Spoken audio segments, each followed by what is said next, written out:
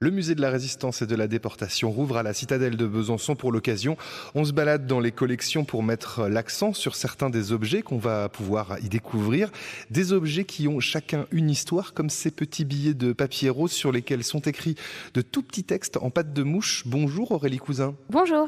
Chargée de collection au musée, ces billets, ils sont écrits sur du papier hygiénique ? Eh oui, tout à fait. Alors on parle d'un temps révolu, loin de l'omniprésence du téléphone portable, d'une époque où, si vous n'aviez aucun papier sur vous, vous utilisez un mouchoir pour écrire un numéro de téléphone, ou le coin d'une nappe de restaurant pour écrire un pense-bête, par exemple.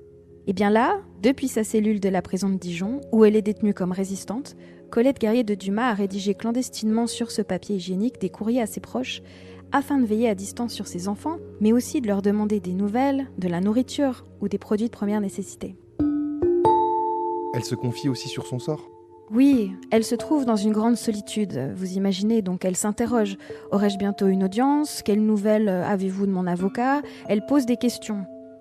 Chaque petit billet est glissé dans la doublure d'un vêtement et peut ainsi sortir de la cellule en toute discrétion, puisque le linge sale est récupéré par la famille lors de la visite hebdomadaire. Nous avons un ensemble d'une trentaine de billets fins, donc à l'écriture microscopique, tourmentés on pourrait dire, confiés par les descendants de Colette et qui font véritablement corps avec les événements qu'elle a vécus. C'est quoi son histoire ? C'est quoi son parcours à Colette de Dumas ? Alors Colette est née Canot de Bonfils en 1892, avant de devenir baronne en épousant le 21 janvier 1918 Gabriel Guerrier de Dumas. Ensemble, ils fondent une famille de 6 enfants et ils habitent au château de Rozay-Fluent, proche de Saint-Vite, où elle organise dès juillet 1940 le passage de prisonniers évadés avec l'aide de ses enfants près de la forêt de Chaux. Elle assure la nourriture des 2500 personnes qui passent par Rozay, avec l'aide dès 1942 de l'intendant Simon, qui est un résistant en charge du ravitaillement. Elle aide les aviateurs et parachutistes qui tentent de rejoindre la Suisse.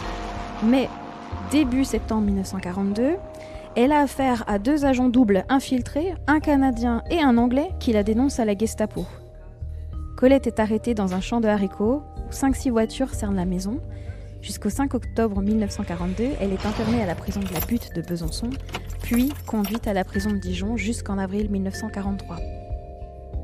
C'est là qu'elle partage sa cellule avec une autre détenue dont elle devient proche, Alice Magnin, résistante comme elle, au moral d'acier, mais aussi mère d'une famille nombreuse. Et toutes les deux développent une correspondance clandestine avec leurs enfants, et leurs 2 filles adolescentes se retrouvent même à l'extérieur pour tenter d'améliorer leur situation. On me mit dans la cellule d'AM. Nous découvrîmes nos affaires liées et victimes du même agent de la Gestapo. Elle fut dès lors ma fidèle compagne de captivité. Grâce à l'audace de sa fille, elle communiquait avec elle, et ainsi je pus de nouveau avoir des nouvelles de la maison, des lettres de mes enfants. Nos filles se retrouvèrent, s'unirent, nous joignions nos colis et nos misères.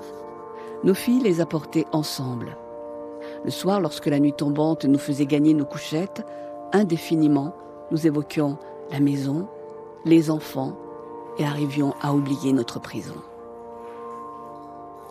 Colette Guerrier de Dumas est ensuite envoyée au camp d'internement de Romainville, puis fin avril, c'est le départ pour celui de Compiègne. Elle est déportée au camp de Ravensbrück le 28 avril 1943, dans le même convoi qu'Alice Magnin. Au camp, leurs chemins semblent se séparer.